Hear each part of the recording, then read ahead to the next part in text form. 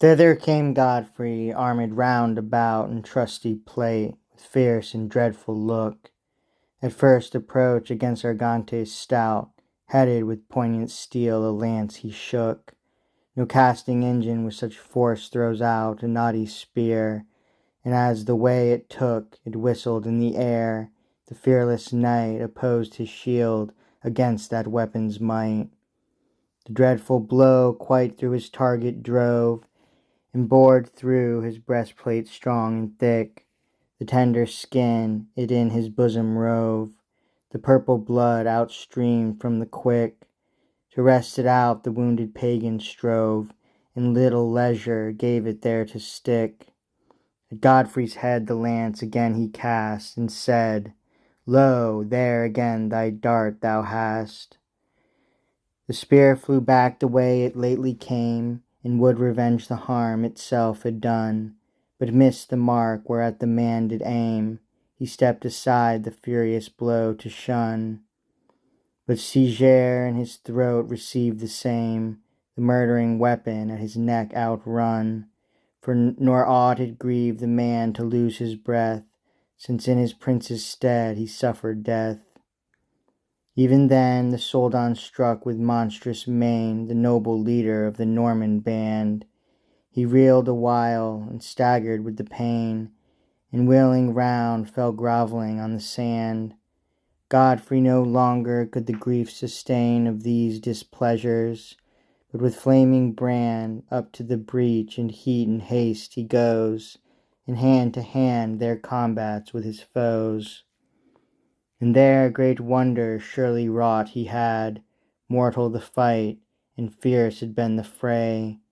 But that dark night from her pavilion sad her cloudy wings did on the earth display. Her quiet shade she interposed glad, to cause the knights their arms aside to lay. Godfrey withdrew, and to their tents they wend, and thus this bloody day was brought to end. The weak and wounded, ere he left the field, the godly Duke to safety thence conveyed, nor to his foes his engines would he yield, in them his hope to win the fortress laid. Then to the tower he went, and it beheld, the tower that late the pagan lords dismayed, but now stood bruised, broken, cracked, and shivered, from some sharp storm, as it were late delivered. From dangers great escaped, but late it was, and now to safety brought well nigh it seems. But as a ship that under sail doth pass the roaring billows and the raging streams, and drawing nigh the wished port, alas, breaks on some hidden rocks her ribs and beams. Or as a steed rough ways that well hath passed before his end stumbleth and falls at last. Such hap befell that tower, for on that side 'gainst which the pagans' force in battery bend, two wheels were broke whereon the piece should ride. The maimed engine could no further wend. The troop that guarded it that part provide, to underprop with posts, and it defend, till carpenters and cunning workmen came, whose skill should help and rear again the same.